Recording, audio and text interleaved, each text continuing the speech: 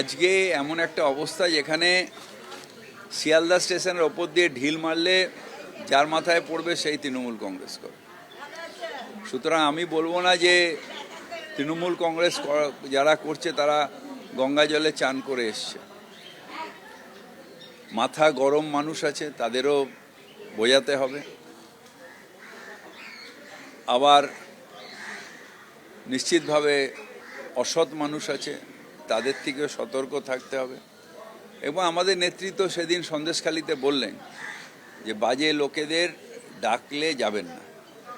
সুতরাং এগুলো হচ্ছে ইঙ্গিত যে খারাপ মানুষকে ত্যাগ করুন, সত্যিকারের ভালো মানুষের পাশে থাকবে। বছরের প্রথম দিনই দলের প্রতিষ্ঠা দিবসে তৃণমূলের গোষ্ঠী কেন্দ্রে রণক্ষেত্র হয়ে উঠল ভাঙড়। এই হচ্ছে সেই ছবি আপনারা দেখতে পাচ্ছেন। পতাকা তুলতে গিয়ে নিজের ঘরে আক্রান্ত হলেন আরাবুল ইসলাম।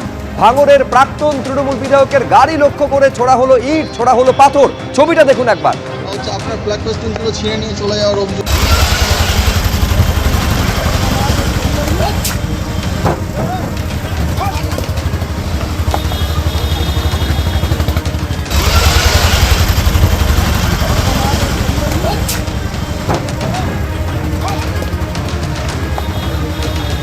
পাশাপাশি দুটো ছবি আপনারা দেখতে পাচ্ছেন। একদিকে যখন আরাবুল ইসলামের গাড়ির ওপরে হামলার ঘটনা ঘটেছে, একেবারে কংক্রিটের চাঙড় দিয়ে পর্যন্ত হামলা চালানো হয়েছে। এই হচ্ছে আরাবুল ইসলামের গাড়ির পেছনের কাজ। একেবারে আরাবুলের ছেলে হাকিমুল ইসলামের গাড়ির পেছনের কাজ আপনারা দেখতে পাচ্ছেন ভেঙে চৌচির হয়ে গিয়েছে। তার গাড়িতে পর্যন্ত ভাঙচুর চালানো হয়েছে।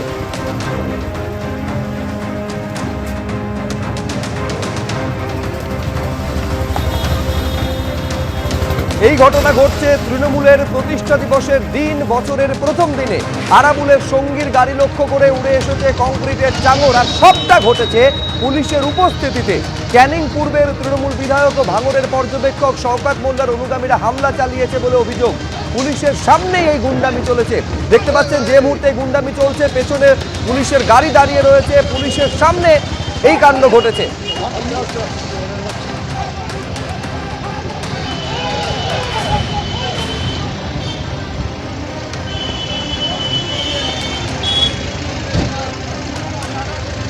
আর এই পুরো ঘটনা ঘটানো হয়েছে পরিকল্পনা করে। শওকত মোল্লার উপস্থিতিতে হামলা হয়েছে বলে অভিযোগ করছেন আরাবুল ইসলাম। তিনি বলছেন যে এই সব করে আরাবুলকে ভয় দেখানো যাবে না। কি বলছেন আরাবুল ইসলাম দেখুন।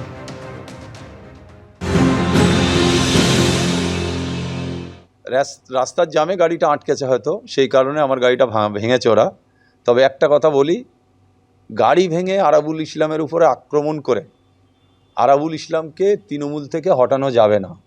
যেহেতু অভিষেক বন্দ্যোপাধ্যায়, মমতা বন্দ্যোপাধ্যায়ের নেতৃত্বের প্রতি আস্থা রেখে আমি যতদিন বেঁচে থাকবো ততদিন তৃণমূলের ঝান্ডা, মমতা বন্দ্যোপাধ্যায়, অভিষেক বন্দ্যোপাধ্যায়ের নির্দেশ আদেশ মেনে ততদিন আমি চলবো।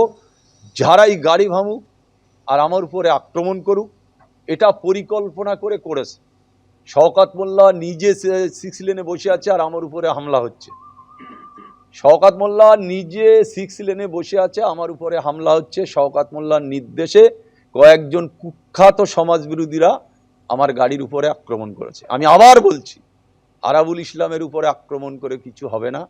আরাবুল ইসলাম যতদিন বেঁচে থাকবে, মমতা বন্দ্যোপাধ্যায়, অভিষেক বন্দ্যোপাধ্যায়ের নির্দেশ মাথায় করে ততদিন তৃণমূলের ঝান্ডা ঘাড়ে নিয়ে বহন করবে।